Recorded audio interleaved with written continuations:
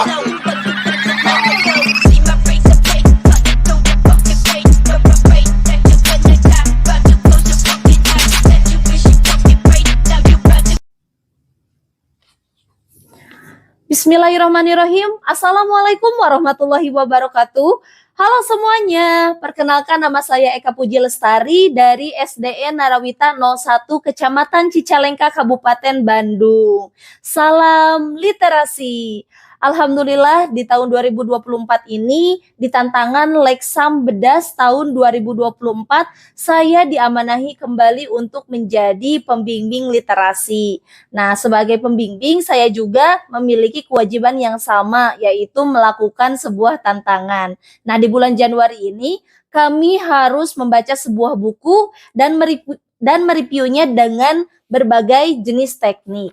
Nah, untuk buku yang saya baca yaitu ada Strategi Konseling Kreatif agar kegiatan konseling asik dan menyenangkan yang ditulis oleh Siti Kulsum dan diterbitkan oleh Sipi Media Cendekia Muslim dan banyak halamannya, ada 90 halaman. Nah, untuk teknik reviewnya sendiri, saya mengambil teknik review Y-chart. Ya, Y-chart itu merupakan salah satu teknik review yang mengandalkan indera pendengaran dan indera penglihatan. Artinya kita harus menjelaskan apa yang kita dengar dan apa yang kita lihat ketika membaca buku ini. Nah, seperti yang terlihat di sini, ini seperti huruf Y, ya, makanya disebut Y-chart dan seperti sebuah amplop. Nah, di sini ada 3 kolom. Yang pertama ada idea atau hal yang berkesan terdengar dari bacaan, berarti yang menggunakan indera pendengaran, yaitu ada langkah-langkah pelayanan konseling yang dikemas secara menarik dan menyenangkan. Nah, dalam membaca buku ini saya banyak mendengar istilah-istilah yang baru saya dengar sehingga saya menambah pengetahuan tentang bimbingan dan konseling. Kemudian ada insight, yaitu hal yang berkesan yang terlihat dalam bacaan, yaitu adanya inovasi dalam metode dan media yang digunakan untuk menyiasati proses layanan kepada siswa.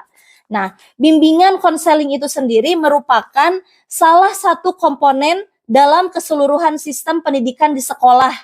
Bimbingan dan konseling sebagai bagian yang integral dalam proses pendidikan mempunyai kontribusi dalam penyiapan mutu sumber daya manusia. Nah, maksudnya bimbingan konseling ini bukan merupakan sebuah program yang terpisah dari pendidikan atau pengajaran, tapi bimbingan dan konseling ini merupakan suatu hal yang terintegrasi, sesuatu hal yang menyatu dengan proses pengajaran atau pendidikan yang dilaksanakan kita di sekolah. Ya, nah terutama kita sendiri, terutama saya yang bekerja di sekolah negeri yang tidak ada guru BK khusus. Jadi tugas guru BK ini menjadi tanggung jawab saya. Nah, hanya saja kebanyakan layanan yang diberikan oleh guru bimbingan dan konseling itu masih terkesan kaku dan tidak menyenangkan. Bahkan masih terkesan ditakuti bagi sebagian besar siswa. Dan pada akhirnya tujuan dari kegiatan bimbingan dan konseling itu tidak tercapai. Nah, di sini saya akan membacakan sebuah pengertian bimbingan dan konseling itu sendiri menurut seorang ahli, yaitu Abu Ahmadi, bahwa bimbingan dan konseling itu merupakan bantuan yang diberikan kepada individu atau siswa agar dengan potensi yang dimilikinya mampu mengembangkan diri secara optimal dengan jalan memahami diri, memahami lingkungan, dan mengatasi hambatan guna menentukan masa depan yang lebih baik. Jadi pada intinya bimbingan dan konseling ini merupakan sebuah proses, merupakan sebuah kegiatan yang terintegrasi dalam proses pengajaran dan pendidikan untuk menyiapkan siswa-siswi yang bermutu atau sumber daya manusia yang bermutu, ya. Tapi dalam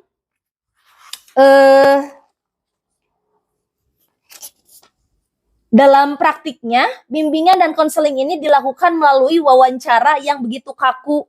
Biasanya hanya anak yang idealnya itu anak yang memiliki masalah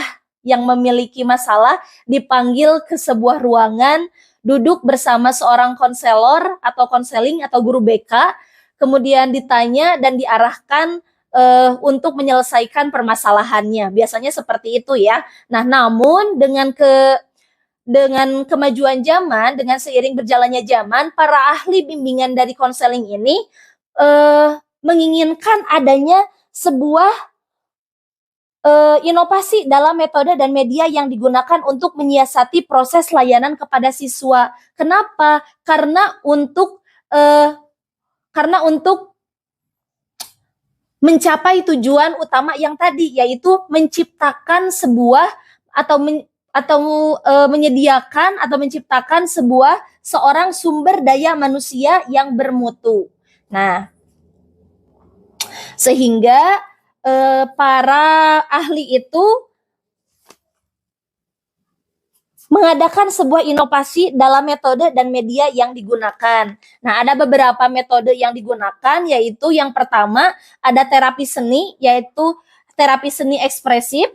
Di antaranya ada seni visual atau gambar, yang kedua ada terapi musik, yang ketiga ada drama, yang keempat ada menulis ekspresif. Nah, dalam seni visual atau gambar ini sendiri memiliki 3 tahapan. Yang pertama ada melukis atau mewarnai. Jadi si anak itu diajak untuk menggambar sesuatu sesuai dengan perasaannya.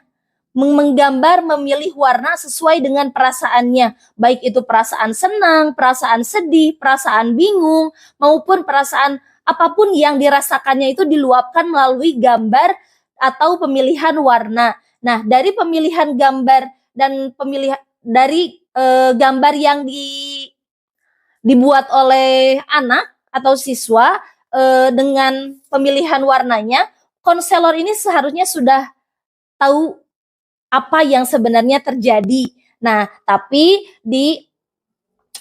dilanjutkan kembali kepada tahap kedua, yaitu menafsirkan sebuah gambar, yaitu dengan melihat dan kemudian menggunakan tanya jawab bersama anak. Kenapa menggambar gambar seperti itu? Kenapa memilih warna ini? Kenapa seperti itu? Dan akhirnya akan ketemu apa yang dialami oleh siswa tersebut. Kemudian yang ketiga ada pembimbingan. Nah, dalam pembimbingan tersebut disesuaikan dalam penafsiran gambar. Misalnya ketika anak tersebut sedang menghadapi sebuah masalah, berarti dibimbing untuk bagaimana anak tersebut menyelesaikan masalahnya. Nah, apabila anak tersebut memiliki hambatan, memiliki potensi tapi ada hambatan, nah konselor ini memiliki kewajiban untuk membimbing, menyelesaikan hambatan tersebut untuk menuju atau mengembangkan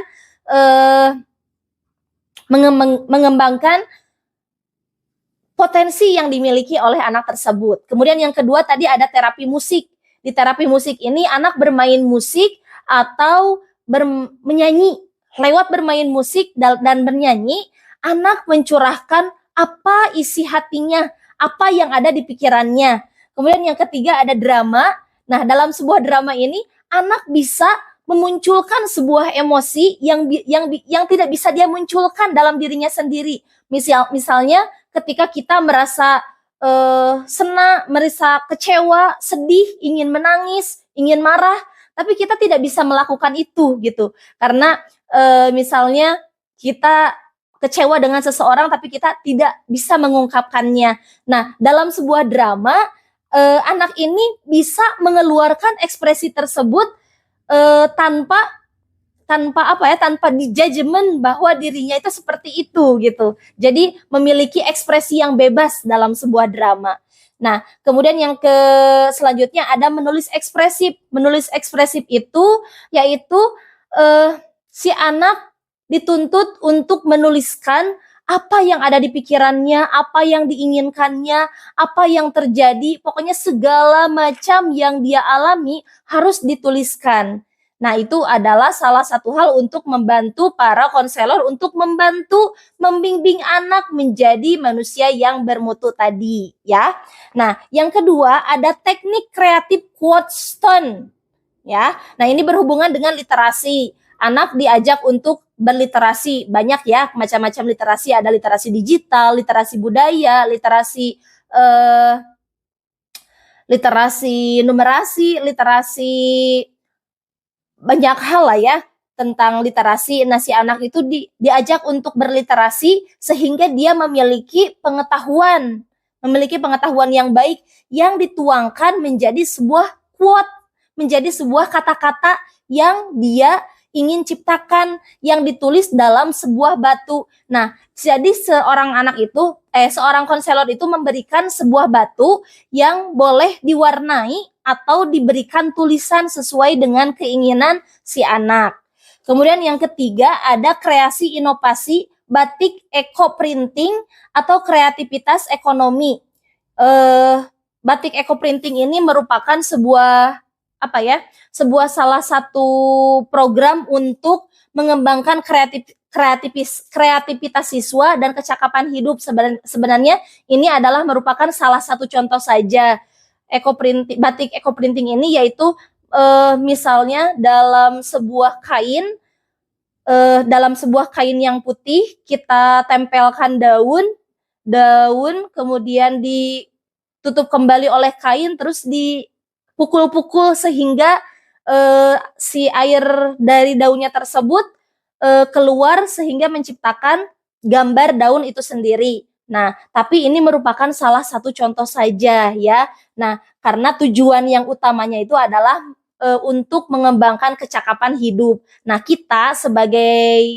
saya sendiri sebagai salah satu guru di sekolah dasar, ada beberapa kemampuan dasar yang harus dimiliki oleh siswa, oleh anak, yaitu misalnya membuka sepatu sendiri, memakai sepatu sendiri, kemudian menyiapkan alat tulis, kemudian menyiapkan buku, mengerjakan tugas, kemudian setelah pulang dia menyimpan kembali barang yang dia pakai, pakaian, mencuci pakaian. Nah, itu merupakan salah satu kebutuhan dasar atau kecakapan dasar yang harus dimiliki oleh anak sekolah dasar dan masih banyak lainnya, ya. Nah, dan untuk yang terakhir ada di poin ketiga ada learning, yaitu hikmah yang terasa dalam bacaan. Ternyata bimbingan konseling itu sendiri bukan hanya untuk siswa yang bermasalah saja, namun memang terintegrasi dalam penyelenggaraan pendidikan, yaitu untuk menyiapkan mutu sumber daya manusia yang berkualitas. Jadi sekali lagi saya tekankan bahwa bimbingan dan konseling itu merupakan sebuah kegiatan yang terintegrasi dalam sebuah pengajaran pendidikan untuk menciptakan anak atau sumber daya manusia yang bermutu. Nah, untuk yang terakhir saya ingin tutup dengan sebuah quotes dari Denny Hadiana. Guru yang bermutu adalah mereka yang mencintai profesinya, sebagaimana mereka mencintai dirinya sendiri. Mengajar bermutu, menilai bermutu, meneliti bermutu, dan membaca bermutu.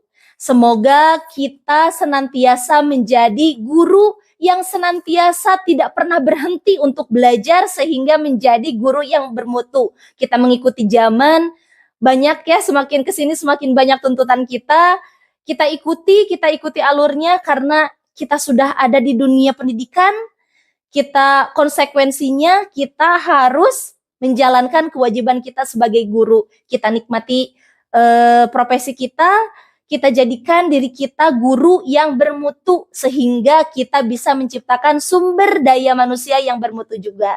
Nah, sekian yang dapat saya sampaikan. Mohon maaf apabila ada kesalahan kata. Mudah-mudahan apa yang saya sampaikan ada manfaatnya. Terima kasih, sampai jumpa di tantangan selanjutnya. Wassalamualaikum warahmatullahi wabarakatuh.